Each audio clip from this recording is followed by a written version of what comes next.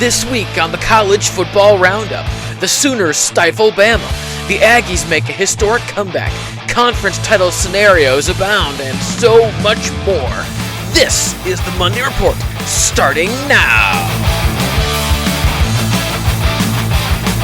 All right, hello everybody. It is Monday, November 17th, 2025, and this is the Monday Report. I'm your host, H. James K., and today we've got an interesting episode because there actually wasn't much going on in the way of games this week. We're getting to that point where we're kind of leading into rivalry week, so all the weird games are kind of getting out of the way. Either way, we did have some very surprising matchups on Saturday, and we're going to talk about all of them. We're going to talk about Michigan versus Northwestern, Oklahoma's game against Bama, Texas A&M's scare against South Carolina, and we're going to talk about quick hits, and we're obviously going to get into conference title game scenarios for the Power 4 conferences. All right, let's jump right into it with Oklahoma taking down the Alabama Crimson Tide in Tuscaloosa.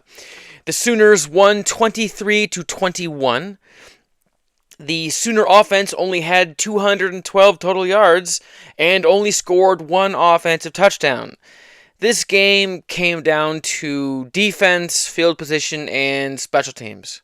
They kicked 3 field goals, I think. Yeah, it's like 3 field goals, and there was a pick 6 in there. So to start, Bama QB Ty Simpson, he finished the day 28 of 42 for 326 yards, 1 touchdown, and 1 interception that was returned for a touchdown. He also had 8 carries for -9 yards and lost a fumble. Simpson obviously threw the pick that I mentioned, but he also lost his 5th fumble in 5 games. That blows my mind. I had no idea until I heard about that on Sunday. I mean, 5 lost fumbles in 5 games, that's horrible. That's like, bro, how can you, quote-unquote, be a contender for the Heisman when you can't even hold on to the damn ball? I mean, 5 and 5 is unacceptable, period. That's just horrible. Oklahoma quarterback John Mateer finished the day 15 of 23 for 138 yards, 10 carries, 23 yards rushing, and 1 rushing touchdown. I think it is safe to say that Heisman contender John Mateer, my preseason Heisman favorite, that's done. Between his injury to his hand and the fact that he's just not good against top defenses, it is what it is. You know, I mean, there was some anecdotal evidence going into the season that at Washington State, his performances were better against teams with bad defenses versus teams with good defenses. But, you know, you didn't really know how much of that was playing at Washington State versus, you know, actually him. And now in hindsight, yeah, he's good, but he's not great. You know, at the preseason, we were convinced that it was going to be him and maybe Ty Simpson and Drew Aller, but instead it looks like it's really Fernando Mendoza and Julian Sayin at the top of the quarterback hierarchy in 2025. The Sooners forced 3 turnovers with an additional fumble from Bama's Daniel Hill, though he did get that one back. Yes, Bama fumbled 3 times and threw a pick 6, though they did get one of those fumbles back. Ryan Williams was the player who fumbled as well as Ty Simpson, and this kind of continues a strange up and down season for Ryan Williams. I mean, he had that great catch against Georgia, but this season in 2025, and that great catch against Georgia, that was last year I'm referring to, but in this year he's had some issues with drops and not running the right routes or kind of running poor routes, and he's not great in run blocking. And I mean, it's one of those where he's a solid, good receiver, but he's young, and I think he's got some growing to do, to be honest with you. Man, Oklahoma, their defense is something because Alabama just had no running game to speak of. Like, they had less than 50 yards rushing, if I remember correctly. It was 34 or something like that, which is just horrible. Any way you slice it, that's just unacceptably bad. And if there was ever any doubt whether Oklahoma's defense really won the day, it's the fact that they were plus 22 in net starting field position. Meaning, if you added up every starting yard line where they were 22 yards better than Bama in their net starting position because of the fact that they forced 3 turnovers. That's just, yeah. So, another thing that is just obvious right off the top, neither of these teams are serious contenders for anything, titles, playoff, anything. These are not serious contenders. They are not Texas A&M, Ohio State, Georgia. These are not those teams. These are good teams. They are not great teams. They make too many mistakes. They have too many flaws. They are not what it's going to take to get to the top of the mountain in 2025. Also, in the SEC, Texas A&M had to have a 27-point comeback to beat who was then 3-6 South Carolina. South Carolina built a lead via a 36-yard field goal, a 50-yard touchdown pass from Lenora Sellers to Vandravius Jacobs, a 17-yard fumble return touchdown by Nick Barrett, all of which was in the first quarter, as well as a 41-yard field goal, an 80-yard touchdown from Lenora Sellers to Nick Harbor, and another 35-yard field goal, all of which were in the second quarter. Texas A&M trailed 30-3 at halftime. A&M quarterback Marcel Reed threw a 27-yard, 39-yard, and 14-yard touchdown passes in the third quarter. And running back E.J. Smith ran in a 4-yard touchdown to finish the comeback and win 31-30. Marcel Reed finished the day 22 of 39 for 439 yards with 3 touchdowns and 2 interceptions. He also had 7 carries for 13 yards. So Reed's first pick led to the one-play 80-yard touchdown from South Carolina, while his second pick, both of which were in the second quarter, resulted in a 35-yard field goal. South Carolina QB Lenora Sellers finished the day 15 of 30 for 246 yards, 2 touchdowns, and 1 interception. Sellers also had 12 carries for 28 yards. So this is a spectacular collapse by an absolutely flailing South Carolina team. Like, Shane Beamer has been very much in hot water this year because they're 3-7 now from this game, and it's just become clear that Lenora Sellers, who was a preseason Heisman hopeful, and this was a team that had, some ambitions of maybe forcing their way into the playoffs, and instead they're just not a serious team. I had to take a drink there and keep my voice going. And, it's just, how do you give up a 27-3 lead? How do you not score anything in the second half? When you're that ahead of a truly dominant team, you have to capitalize in the second half. You have to do anything at all in the second half. You can't just let them dominate for the other half and just lose. I thought Lenora Sellers was going to be better this year, to be honest with you. He's been good, but he hasn't been great. And I thought Shane Beamer and the Gamecocks were going to be way better than this. But they're not. And there's no real reason why. They're a talented team, but they're just bad. They're bad this year. Excuse me. For Texas A&M, they're battle-tested now.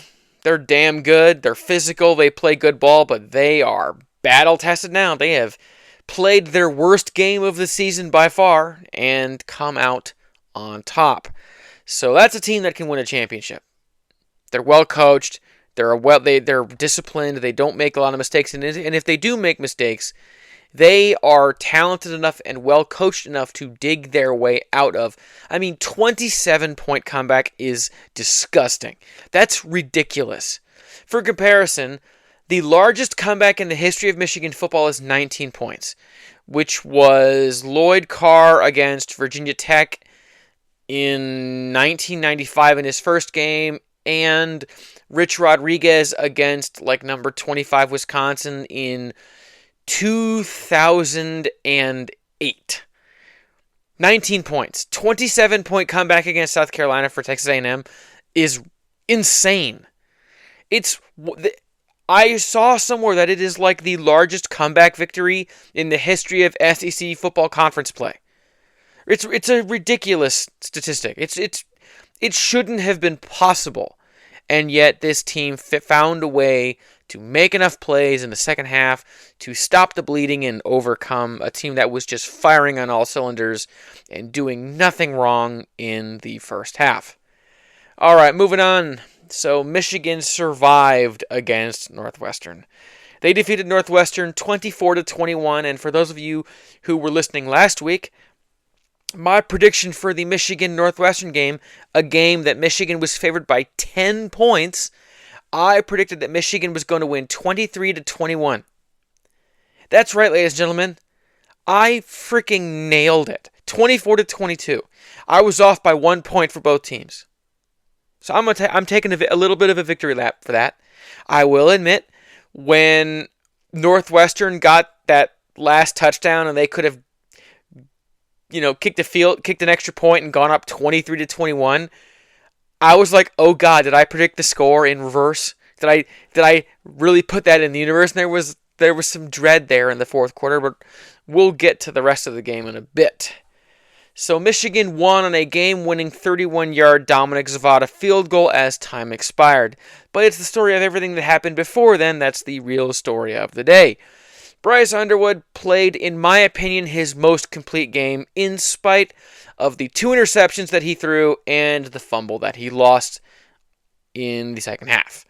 He finished the day 20 of 31 for 280 yards, 2 interceptions, 9 carries for 30 yards rushing, and a touchdown.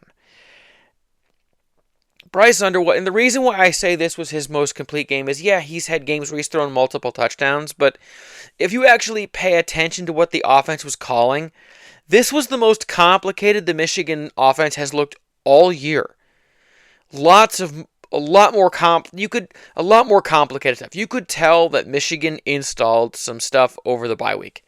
The offensive game plan was way more complicated than it's been. They kind of took some of the chains off of Bryce Underwood, and he really capitalized. He was 10 of 11 for 120 yards or 130 yards in the first half.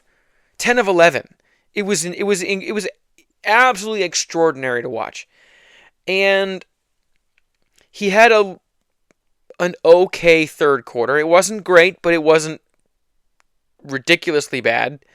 But his fourth quarter was just horrible. Interceptions, a horrible fumble during an exchange with Bryson Kuzdal on a 4th and 1 that just got absolutely blown up by Northwestern. And we'll talk about the Northwestern defense in a sec. And what it came down to was the first pick, the defender made a good play. That's it. He made a good play. That's the throw you make. The guy is open, but the linebacker just climbed the ladder and he got in front of it and got a hand on it and picked it. The second interception is just Bryce Underwood being a true freshman and saying, I want to throw to Zach Marshall on this play. And it's an RPO with a huge run action, and what he's supposed to do is take the handoff and look at the deep safety, and if the deep safety comes in, then Bryce pulls the ball and throws it over the safety's head for a 25-yard gain. Well, the safety stayed back for a second and a half. And right then, Bryce should have held the fake a long time to kind of freeze the defense and then handed it off to Bryson Kuzdal at the time. And that's how the play should have gone. If you look at the replay, the safety doesn't move initially. He does come down, but it's it's way later than Bryce should have waited.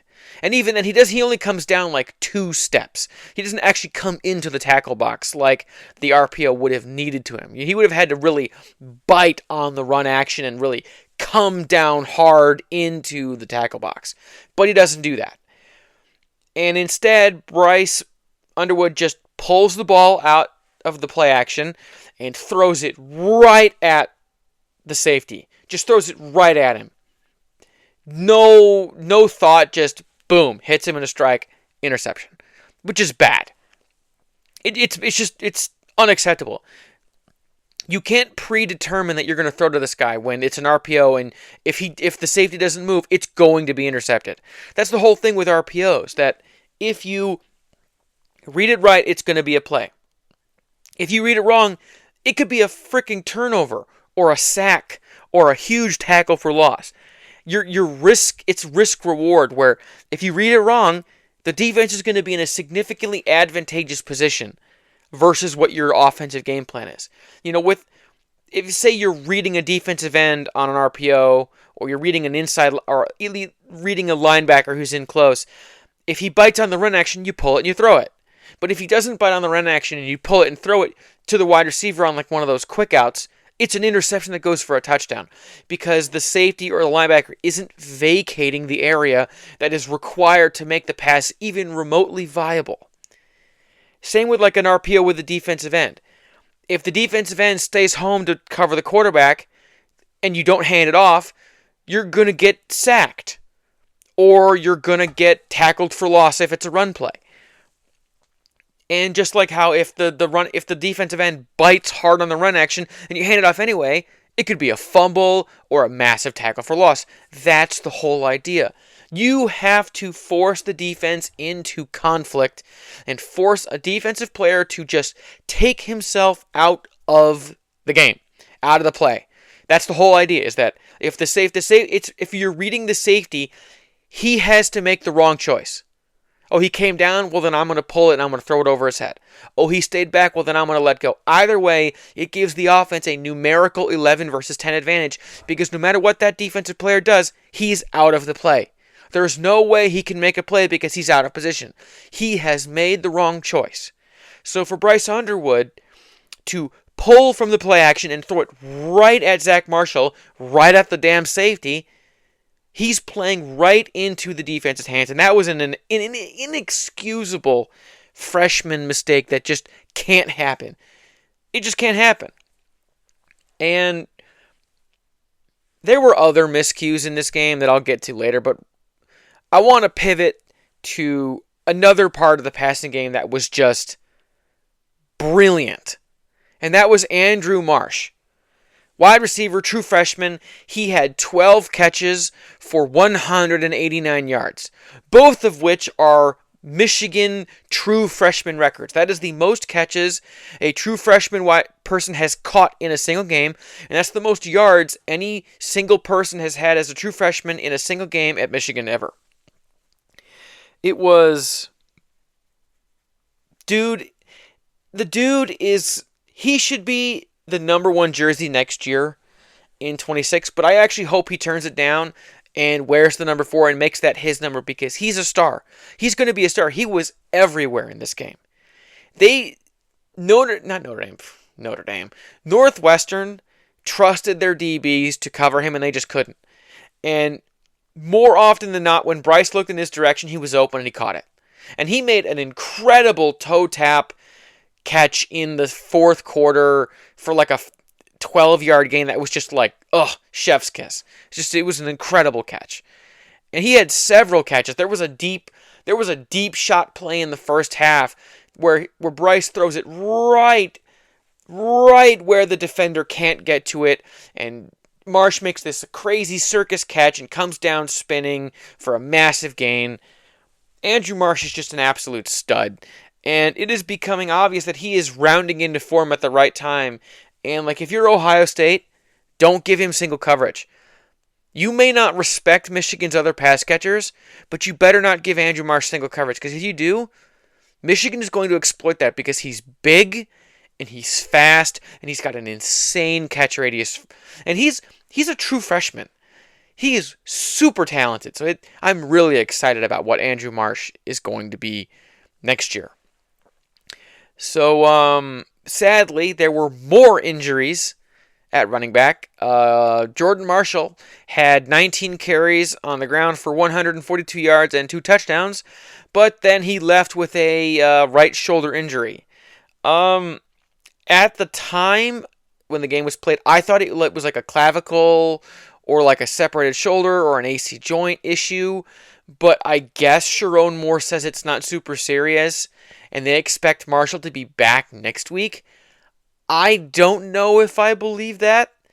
I think optimistically he'll be back for Ohio State if he's back at all, just because he couldn't even move that arm afterwards, and it was one of those landing on the shoulder with the player on top of you, and it was bad. Now, his replacement, sophomore, former walk-on Bryson Kuzdal, had 15 carries for 53 yards, and I thought he was really good. He was decisive. He was very explosive. He's not as powerful as Marshall, and yes, he's not as explosive as Justice Haynes, but he had some explosive runs. I'm intrigued by him as the third guy. There is pretty good indications that Justice Haynes is likely done for the year.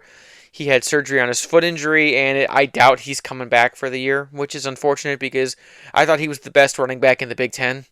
He's still Michigan's leading rusher, even though he's missed like 2 games now. And Jordan Marshall was right there with him, alongside him in production. So, Michigan does have some serious depth issues at running back now.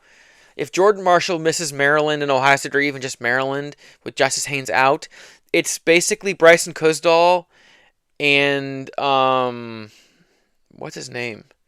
It's like Taylor or something, like Jamar Taylor or Jamar Tyler or something Taylor. He's like 27, true freshman guy, and that's kind of it.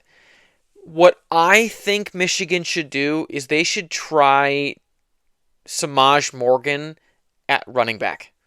I know what people are going to say. Oh, dude, he's got the drops and he's fumbling and he's just playing bad. Yeah, but maybe moving him to running back, saying you have a chance to make some plays in space and maybe do something as a running back, as a depth guy, because quite frankly, he should never start or play wide receiver for Michigan again. He just shouldn't. He's not enough. Michigan has good enough wide receivers and tight ends that we don't need him at wide receiver. But he's fast enough and athletic enough that maybe he can play a little bit of like scat back, a little bit of like maybe a speed back. He doesn't have any power, and I would worry about him fumbling if he really got smoked by a linebacker. But maybe he can be one of these change of pace depth guys that you bring in when Bryson Kuzdal is tired. Maybe he can be that guy. It might be ugly, but right now, desperate times and all that, because Michigan's running back room is just paper thin. Any more injuries at running back, and Michigan's offense will not function. So, time to start pulling players into the room, short notice, like what they did with, holy crap, why can't I remember his name? Oh my god. He played linebacker for Michigan, and then he... All right, full disclosure, I paused for 2 minutes and Googled it. I was thinking of Khalil Mullings, who moved over into the running back room in 2022 after Blake Corum tore his ACL, and it looked like it was basically Donovan Edwards and a whole bunch of paper dolls. I was thinking of Khalil Mullings. Maybe Samaj can be like Khalil Mullings and kind of move over into that position and do something as a depth piece in a time of crisis.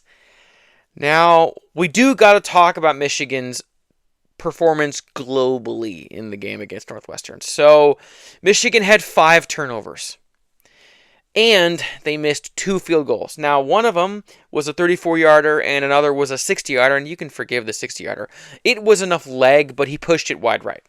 But Michigan did miss an easy 34-yard. Oh, I just hit something with my hand. That's what that sound was. And Samaj Morgan did fumble a punt return. It got punched out from behind him. But in his defense, the referee, whatever her name was, I don't remember her name, whoever the woman was who called, she was like the closest ref, but she was behind the play. She called it a fumble recovery by Northwestern without even being able to see the fumble recovery. And it was clear and obvious that Samaj Morgan fumbled the ball, but he landed on top of the fumble and recovered it. He even came out of the pile with the football, but it was ruled Northwestern ball, and they took it from there, which was total BS. But that was about the last time you saw Samaj Morgan in the game, because from then Andrew Marsh was returning punts, and Joe Taylor was returning kickoffs, and that was the last you saw of Samaj on special teams. He did have one target as a wide receiver, but Bryce threw it like 7 feet over his head, so we're not gonna strike Samaj on that one. He was wide open too, so if Bryce had thrown a good ball, it probably would have, he may have had a chance to drop it, or maybe he catches it and makes a big play. As I mentioned earlier, Underwood and Kuzdal did fumble on a 4th down and short handoff, but the other really big one, and this was the one that, in my opinion, really kind of changed the vibes of the game to an extent, was Michigan ran a reverse with Andrew Marsh. And to their credit, Northwestern played the ball incredibly well and just blasted Marsh immediately upon taking the handoff, and he fumbled it instantly.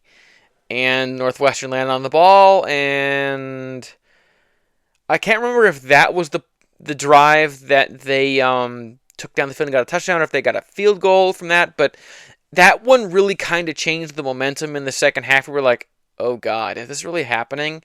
What the hell is going on? Kind of thing. And obviously Underwood threw 2 fourth quarter interceptions that were just bad.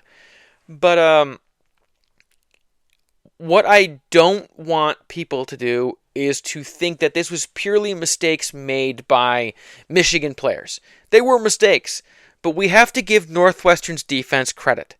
That defense is nasty. I know what people are going to say. Oh, they're not as athletic as Michigan. Oh, they don't recruit as well as Michigan. Their coaches aren't as good as Michigan. They don't blah, blah, blah, blah. They're not as good. The defense that David Braun, the head coach at Northwestern, put on the field, that was one of the most disciplined tackling defenses I've seen all year.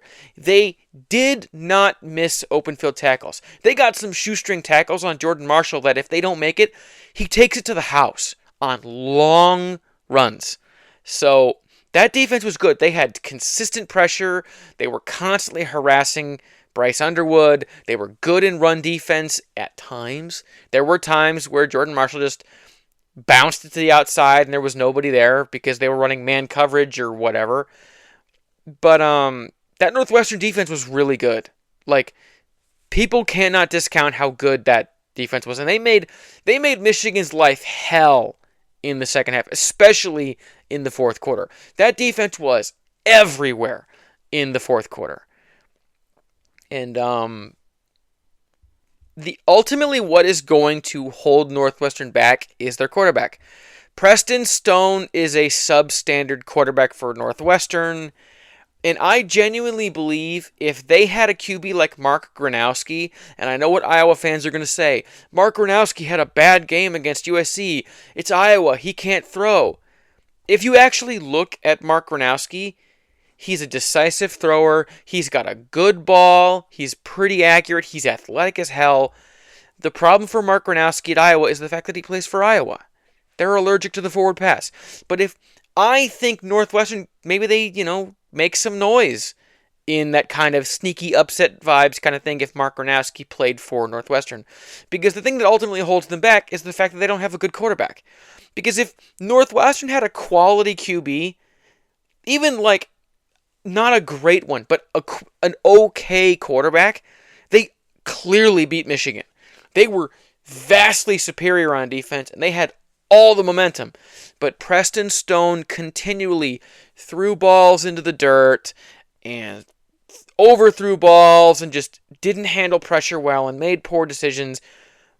And it held them back from capitalizing on 5 turnovers. Five turnovers. Five turnovers. I can keep saying that. 5. Neon lights. If you get 5 turnovers, you should win by 30 points. If you get 5 turnovers and half of them were like at midfield or better, you should do really well. But Preston Stone he's just not good. And you got to give credit to Michigan's defense was part of that because Michigan played some pretty solid. They made great run defense. They were pretty solid-ish in pass coverage. But there were opportunities for Northwestern that they just didn't capitalize on because either Preston Stone underthrew it on like a 3rd and short, or he overthrew a deep bomb that was clearly open. And Northwestern just failed to capitalize on some of those opportunities. Now, for Northwestern fans who are upset about losing another game and choking away another opportunity, if you fire David Braun, you will never be good at football in the Big Ten ever again. Because Northwestern fans have to understand, this is a school that doesn't care about football. They do not care. They do not have an NIL presence. The fact that he's able to make do with what he has at Northwestern tells you that he's a good coach. I mean, they're like at or just below 500. Northwestern, they're like one of the least efficient, worst run programs from an athletic director standpoint in the Big Ten Conference. And yet they're continually scrappy, and they're physical, and they play good defense, and they can run the ball, kinda. So cherish David Braun, because I promise you, if he goes to a better school, he will win. He kind of fell into Northwestern's lap after the Pat Fitzgerald thing, basically fired half the staff, and he was the only one not involved in that hazing scandal like 3 years ago, or 2 years ago. So that's how he got the job, but keep a hold of him because he can get you places. He can be a sneaky guy that gets you 7 or 8 wins and makes some noise and upsets a team that you're not supposed to. As for Michigan, focusing back on Michigan, Michigan's Big Ten championship and playoff hopes persist. Michigan does not control their own destiny, even if they beat Ohio State. There could be issues, like if Michigan beats Ohio State and USC wins out, then USC plays Indiana and not Michigan because they have the tiebreaker. So Michigan does need Oregon to win next week. Go Ducks. But Michigan just has to win out and hope the Ducks win on Saturday, and they're going to the Big Ten championship game. Assuming they beat Ohio State, which you never know, but that's kind of Michigan's scenario right now. The last thing I want to touch on before moving on, because I've been talking about this game for like 17 minutes or whatever. The last thing I want to talk about with Michigan is during the game, Michigan fans everywhere were like, we need to fire Sharon. And Sharon just is in over his head. He's out over his skis. He's not the guy. Fire him. We're a poorly coached team. They weren't prepared today. Here's what I'm going to say. If you genuinely believe that the result of this game was because Sharon Moore is a bad coach and had them poorly prepared, you don't know ball. Think about it. Michigan has 6 freshman starters on offense. They are the youngest team in the Big Ten Conference. One of the youngest teams in the entire Power 4. Anyone who has watched football long enough knows that sometimes there are games where a really young team just plays like shit for no reason against a team that they should beat. Michigan did it several times in 2008 under Rich Rodriguez, where their quarterbacks played bad, and the offensive line couldn't block, and the receivers were bad, and everything was bad, even though you're like, we should beat this team. Like Michigan against Toledo in 2008. Michigan should have blasted that Toledo team, but their team played like crap because they had freshmen.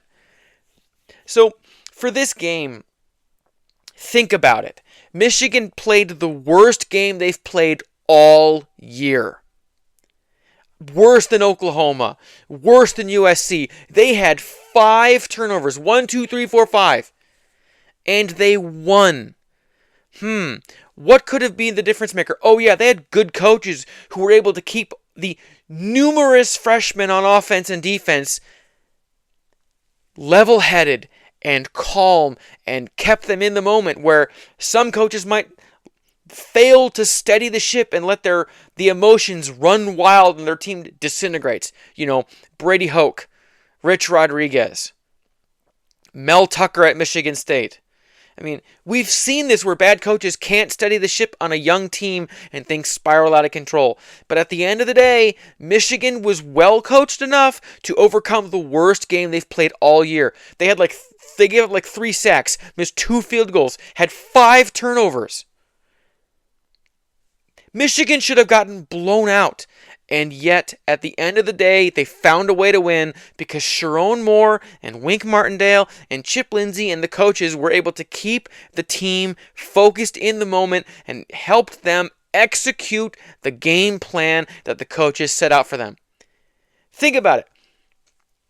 How many times did we see Michigan teams under Jim Harbaugh lose a game for a crazy reason that made no sense? Or how often did we see Michigan have a game under Jim Harbaugh where they just played like crap and won? But they did win. That's coaching. The teams that play like crap and find a way to win are because of coaching.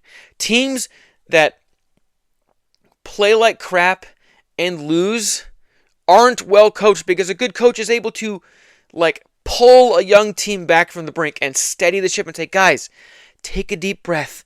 It's okay. Just focus on the next play. Stop worrying about the fact that we haven't gotten a first down in a quarter and a half, or they're going up and down the field. Just steady the ship and execute and keep your head in the game. That's what Sharon Moore did. That's what this staff was able to do, because this team should have gotten blasted by Northwestern. Northwestern should have won this game 35-15 or something. But instead, Michigan won 24-22, in spite of our injuries, in spite of Michigan's numerous true freshmen playing the worst game they've played all year. That's coaching, ladies and gentlemen. That is coaching. I was more encouraged by the outcome of this game than by our win against Purdue. Because in this game, the fact that Michigan played so poorly and managed to figure out a way to win comes down to the fact that we're well coached. It's a team that has leadership, that has people on the sideline who can help the team pull itself together, who's able to extract results from the brilliantly talented individuals that play for the team. I mean, Bryce Underwood was flailing through 2 interceptions, fumbled a 4th and short with Bryson Kuzdal. But at the end of the day, when the chips were down, Bryce Underwood was able to calm down and make the throws necessary to help Michigan's final drive get into field goal range to win the damn game. These things are symbiotic. Good players with bad coaches lose. Good coaches with bad players lose. You need both. You need talented players coached by good coaches working in synergy to create the mix that makes a championship team. Now, this Michigan team is too young for a championship in 2025.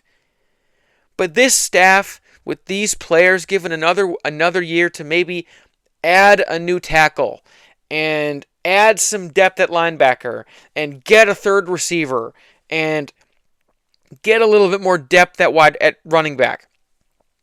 You let Michigan kind of pull some new pieces in to add on top of the young core that you have. That's how championship teams are made. People don't realize that Michigan in 2021 was young as shit. Yeah, they had some COVID seniors, but Michigan was young everywhere. Cade McNamara, young. Blake Corum, young. Donovan Edwards, young. J.J. McCarthy, young. Colston Loveland, Roman Wilson, Cornelius Johnson. All of these guys were super damn young. but they had good coaches, and they were able to build a foundation in 2021 that allowed them to achieve wonders in 2022 and especially in 2023. That's how building a championship window works. You don't just show up with your young roster and win immediately. Like, people need to understand, like Curt Cignetti in Indiana, Fernando Mendoza is an extremely experienced quarterback. That team has seniors everywhere. And yeah, a lot of them are from the portal. But Cignetti prioritizes getting in seniors and experienced players from the portal. He wants guys who know how to play college football, not a whole bunch of young depth pieces who need to be molded. He wants guys who know how the game is played, and that's how he wins. You need experience, and you need good coaching. And right now, Michigan has good coaching and lacks experience. But you give them another offseason to kind of learn the lessons that they can learn from the 2025 season, and this is a team that can win a freaking championship in 2026. Do you really think another offseason of Jordan Marshall, Andrew Marsh, and Bryce Underwood isn't going to create big things? Andrew Marsh is a true freshman. Bryce Underwood is a true freshman. Jordan Marshall is a redshirt freshman. These guys are kids. The interior of Michigan's O-line is a whole bunch of redshirt freshmen. And we got a left tackle in Andrew Babalola who's going to get healthy in 2026, who might be our starting left tackle. That is the young core of guys. And you have Zach Marshall, young. Deacon Tonelli at tight end. Those two guys, young. This team is super young, and it's Michigan's superior coaching that allowed that young, inexperienced, highly emotional Michigan team to persevere and win against a well-coached, scrappy Northwestern team that has given multiple teams a shock. Okay? This Northwestern team ended the James Franklin era. It was a game, it was homecoming for Penn State in Happy Valley. A game that everyone knew Penn State had to win. And they lost because Northwestern was well prepared and well coached. Michigan beat that team. That's what Michigan was able to overcome. So people need to get some damn perspective. This coaching staff is up to the job. This roster is up to the job, but they're emotional, and people need to understand that you have to take the ups and the downs with freshmen. There are going to be games where they play like the Greek gods of football. And then there are going to be games where they play like a fried turd. You take the good with the bad. You live by the sword, you die by the sword. That's what true freshmen are about. I mean, it isn't just, oh, you plug in the quarterback like Madden and he's just great. This isn't Madden. This isn't EA Sports College Football 26. That's not how this works. You have to develop these guys, and we are developing these guys. They were able to overcome 5 turnovers and 2 missed field goals on the road. And yeah, it was kind of a friendly-ish environment, but it's still on the road. Young teams struggle on the road. Michigan plays like horribly on the road this year, and yet this team was able to find a way to win.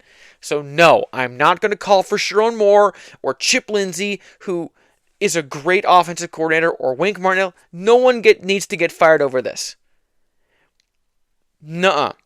This was a great, brilliant performance from Sharon Moore's coaching staff. Because if Brady Hoke was the coach, we would have lost this fucking game. You know that. For those of you who were around in the Brady Hoke era, Michigan lost these games all the fucking time in 2013, and especially in 2014. Yeah. Michigan lost these kind of games. Scrappy, lots of turnovers, kind of ugly. Yeah, Michigan lost those, but we won on Saturday, and that's because of good coaching. So I don't want to hear anyone calling for, oh, Sharon's not the guy, we need to fire everybody. No, you're an idiot. I know that's harsh. You're dumb. This coaching staff, Sharon Moore is 12-2 against unranked teams. He's like got 7 one-score wins in 2 years. His teams either win close games or get blown out. And I got news for you. The only times he's gotten blown out were against Texas, Oregon, USC and Oklahoma in 4 years. In 2 years. Those are the only real blowouts. And there was a game against Washington last year when Jack Tuttle got hurt, and yeah. But the point stands. Sharon Moore is up to the job. Bryce Underwood just played in arguably his best game yet, even with all the mistakes. Andrew Marsh played the best freshman game we've ever seen. Better than Roy Roundtree, or Donovan Peoples-Jones, or Nico Collins, or any single performance as a freshman from like Braylon Edwards or any of those guys. This performance was incredible from Andrew Marsh. This team is right there. All they got to do is go and beat up on a flailing Maryland team and then beat the Buckeyes for a 5th year in a row, and they're going to the Big Ten Championship game. That's all that's left. So, take a deep breath. Stop the Purdue battered Wolverine syndrome kind of vibes from 2 weeks ago. Let that go. Look at all the positives from the Northwestern game and just relax. We got this. Michigan's going to go 10-2 this year. Michigan's going to go to the playoffs. I could feel it. That's happening.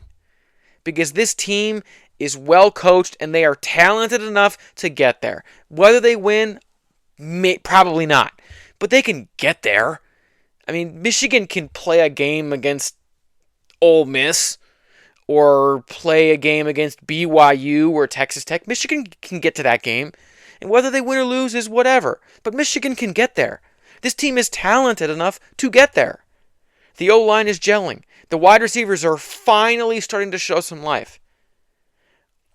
So just take a deep breath, guys. Take a deep breath. This is what we signed up for when we recruited all the true freshmen. Anyone who has been around a long time should know that young teams have ups and downs. And we were lucky that this up and this week's down was still a W. We're good. And now after, 20 plus minutes of Michigan, we're going to pivot to conference title game scenarios. I'm going to do a roundup of the top 3 teams in the conference standings for the Big Ten, SEC, ACC, and Big 12. And I'm going to give you their scenarios for getting into their conference championship game. Starting with the Big Ten. In first place right now, you have Indiana. Indiana is 11-0, 8-0 in conference. How do they get to the Big Ten championship game? Don't lose. Just win. Win your final conference game and you're in. That's it. And their game is against Purdue. So, yeah, they're going to the Big Ten championship. And the same applies for Ohio State. Win your final 2 conference games and you're in. Or, if, say, they lose to Michigan, hope that Michigan loses to Maryland. And you're still in. And hope that Oregon beats USC. So that's the deal. Now, Ohio State is 10-0, and they're 7-0 in conference. But yeah, they just got to win out, and you're in. Now, USC is in 3rd place in the Big Ten at the moment. It's a little more complicated. So USC is 8-2. That's 6-1 in conference play. They need Ohio State to either lose twice if IU wins out, or they need Indiana and Ohio State to lose a game, and I should point this out. No matter how this works out, USC has to beat Oregon and UCLA to finish the year. If they do those 2 things, they either need IU to win their final game and OSU to lose their last 2 games. Not going to happen. Or they need IU and OSU to drop at least 1 conference game each. And they can get into the Big Ten championship game with a tiebreaker over Michigan and tiebreakers over several other Big Ten 1-loss teams. So that's kind of the situation for USC. They're not going to the Big Ten championship game because they're going to lose to Oregon on Saturday. I think they're going to lose that game. But that's the situation for the Big Ten. Now, in the SEC, Texas A&M is number 1 in the conference. Boy, I didn't see that coming.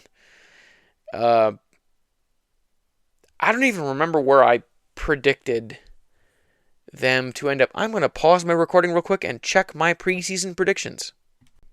All right, and I'm back. So, yeah, I totally got the SEC wrong in my preseason predictions because I predicted that Texas A&M was going to go 8-4 with losses to like every good team they play.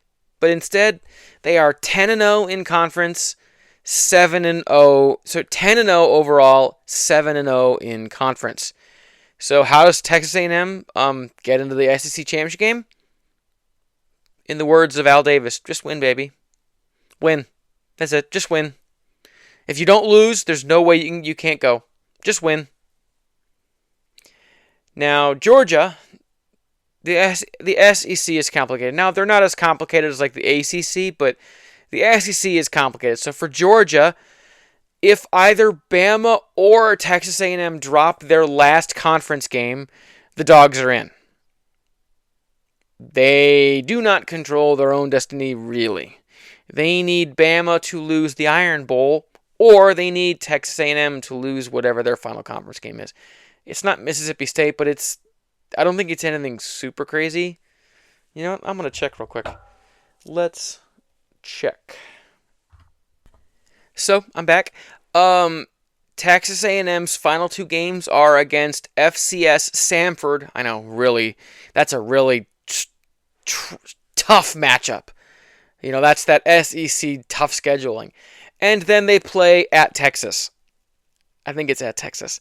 And I stand by what I said where that's not anything super serious because Texas is not a serious team this year. They're not good. They're not good enough. So I think A&M just win. Ole Miss is third in the SEC, and they got a long shot. So they are 10-1 overall, 6-1 in conference. They need to win out. Plus, they need both Texas A&M and Alabama to lose a game. Yeah, it ain't happening. I mean, you're probably going to get Alabama losing to the Iron Bowl just because that seems to how the vibes are right now. But I just don't think Texas A&M is going to lose to Texas. I don't think they're going to let Texas come into the SEC after all of the stuff that's been said between the two teams since A&M left for the SEC. I just don't think the Aggies are going to let that game go Texas's way. So, yeah. I don't think Ole Miss is making the SEC championship game. The ACC, oh boy. All right, so the ACC is just crazy. So Georgia Tech is currently first in the ACC. They are 9-1 overall. They are 6-1 in conference. All they got to do is beat Pitt next week. That's it. Beat Pitt. But from there it gets kind of complicated. So currently in second place in the ACC is Virginia. Yes, the Cavaliers are 9-2 overall. They are 6-1 in conference. So they have to beat Virginia Tech, and they need SMU to lose a conference game, and they need Georgia Tech to beat Pitt. That's just how they get into the conference game as the second team in the conference right now. And for Pitt, it's even worse. They need to beat both Georgia Tech and Miami, which isn't happening. And they need SMU to lose a conference game. And they need Virginia to beat Virginia Tech. And that's just to set up the lone scenario where they get in, which is them playing Pitt. Where Pitt plays Virginia in the ACC championship game. Yeah. Pitt's not making I just don't believe the Pitt Panthers are gonna. They too much stuff has got to happen for them. And Pitt is 7-3 overall, and they're 5-1 in conference. They got a true freshman starting QB, and Pat Narduzzi's an okay coach, but the fans are kind of souring on his whole shtick. And they got blasted by Notre Dame 37-15 over the weekend. So I just don't see it, to be honest with you. The Big 12 is both more crazy than the ACC and less crazy. So Texas Tech, just beat West Virginia. You beat West Virginia and you're good. Texas Tech is 10-1 overall. They're 7-1 in conference, and their lone loss on the season was an upset against Arizona State. That was a good game. Number 2 in the Big 12 is BYU. BYU is 9-1 overall. They are 6-1 in conference, and their way in is to win out. If you win your last 2 games, you're in. Utah is 3rd in the Big 12. They are 8-2 overall, 5-2 in conference, and their 2 losses are to Texas Tech and BYU. So their only way in is for BYU to drop their final 2 games, one of which is this next weekend against Cincinnati. But the last one, I actually don't know. Let's look it up. BYU. UCF. So UCF, who has dropped like 7 games in a row now, would need to beat BYU at home, and Cincinnati would need to beat BYU in Cincinnati. Sorry, Utah, but you're not going to the Big 12 title game. I know that's tough to pill to swallow, but the Utes ain't going. It ain't happening. Right now, there are other teams who technically have a shot, but it's BYU and Texas Tech. Those are the 2 teams in the Big 12. Ultimately, what do I think is going to happen? I think it's going to be Indiana versus Michigan in the Big Ten. I firmly believe Michigan's going to beat Ohio State. I think it's going to be Georgia and Texas A&M because I just think Texas A&M's not going to lose, and Georgia is probably going to beat Georgia Tech. But that doesn't really matter. But I think they'll win their last conference game, which I don't think is anything super serious. And I think it's going to be Georgia Tech versus Virginia because I just don't have any faith in Pitt at all. And I think Haynes King at Georgia Tech, I think they're going to take care of business against Pitt. And for Virginia, I like what they've got going on. They're really scrappy, and they've played some really close games and won a lot of those. So I think it's going to be the top 2. And likewise, I think it's going to be Texas Tech and BYU. I mean, crazy shit can happen. Like, for instance, you could have Texas just blast Texas A&M at the same time. Bama loses the Iron Bowl, and suddenly it's Georgia Ole Miss. And you could have Ohio State lose out, and then you have Indiana drop a game, and USC win out, and whatever. And crazy crap could happen. These things are going to, what's going to happen, que sera, sera. What's going to be, will be. But I think it's probably going to be pretty straightforward right now, to be honest with you. We've seen crazier stuff happen, but, that's why they play the games. All right, moving on to our next segment. Man, this is going to be my first hour-long episode in a long time. So, time for quick hits. All right, so number 24, South Florida lost to unranked Navy 41-38.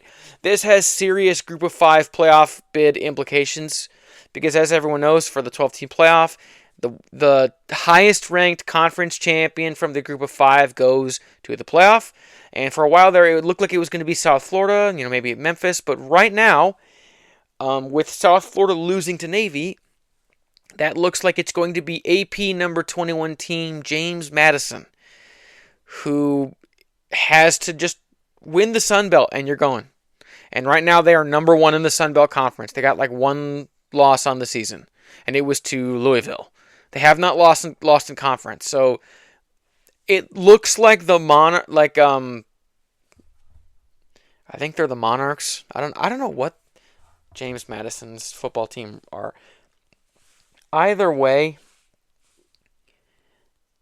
it's going to be James Madison in the playoffs. I have a feeling they're going to win out.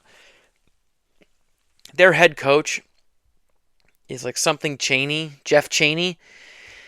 He's a guy who a lot of teams are really after right now, and a lot of teams are really pursuing him. Like Virginia Tech, Penn State are kind of after him, and I think definitely they're gonna, their final game is against. Let's look at their schedule. What is their final 2 games? Their final conference game is at Coastal Carolina on the 29th of November. So, yeah, they'll beat the Chanticleers. And they also play Wazoo, but that doesn't really matter. The Dukes, they are not the Monarchs. They are the Dukes. Old Dominion is the Monarchs. That is right. All right, moving on. That was a long, quick hit. Clemson upset number 20 Louisville, 20-19. This was a really gritty upset win for Dabo, where both teams just kind of played, no, I insist you win the game. No, dude, you win. You win the game. I insist. And nobody wanted to win until finally the Tigers found a way to close it out. This is a really disappointing loss for Louisville. This pretty much ends their season. Like, they're going to go to a bowl game, but they're out of everything else that really matters. And, they stuck with Miller Moss at QB, and he just had a bad game and didn't play well, and that was that. I still like Jeff Brom. I still really wish he was at Purdue because I think he'd be great at Purdue in this NIL environment. But, Clemson pulled one out. They're still bad, but they're slightly less bad than they were on Friday. In the SEC, Texas fell to Georgia 35-10. Oh, boy. So, Texas was outscored 21-0 in the fourth quarter. It's the worst loss in the Steve Sarkisian era. Not only that, this is the worst rushing team Sark has had ever. Anywhere he's been a head coach. Washington, USC, Texas, all of them. Sark has never had a team that was so bad at running the ball, and this team is bad. This pretty much ends Texas's playoff hopes because they're just, what can you say? They're bad. Arch Manning is bad. The team can't run the ball. Their defense is just so-so. They're bad. And Georgia, man, they were up 14-10, and then they said, you know what? Oh, yeah, we got to win this game. Like Georgia does every week. They wait till the 11th hour and go, oh, wait, we got to win this week. Yeah. And then they bury their opponent. And this week, they kind of took that up to 11. They said, yeah, we're going to bury them, and then we're going to build a house on top of where they're buried, and then we're going to knock the house down and leave them under that pile of rubble. That's what they did to Texas. So Texas lost 35-10. They're out of the SEC title hunt. They're out of the playoff hunt. They're done. Bye-bye. Enjoy your New Year's Eve bowl game. USC came back to beat Iowa 26-21. So Iowa was up. The game was at the Coliseum in LA, and it was raining. Like raining. And USC was down 21-10 at halftime, and it was one of those sloppy games where you're just like, yeah, Lincoln Riley's going to lose this one. And then they found a way to come back. This is huge for USC. Like, they needed this win to stay alive in conference, to keep their nascent playoff hopes and Big Ten hopes alive. And it also knocks Iowa out of the playoff and conference conversation completely. They're done. They're out of it. That they had to win out. And they didn't. So, in non-game related news, the Maryland Terrapins athletic department has announced that Mike Locksley is going to get to come back for the 2026 season, and they are promising to increase their financial support to allow him to build a better roster. If the coaching carousel in 25 wasn't so freaking crazy, I'd say fire him, because at this point the same thing happens every year. Good in September, fall off a cliff and plummet from then on. My voice is leaving me. So yeah, that is just I think they should fire him, just because it's the same thing every year. Start good, collapse. But he's going to come back next year, so that kind of puts that to bed. And lastly, in our quick hits, there are rumors that Virginia Tech and James Franklin have been talking for weeks. And apparently the Hokies are pressing Franklin's camp for a decision within this coming week, but no decision looks to be coming anytime soon. I think Franklin would be great at Vatech. He has serious connections in the Virginia high school scene. Oh, excuse me.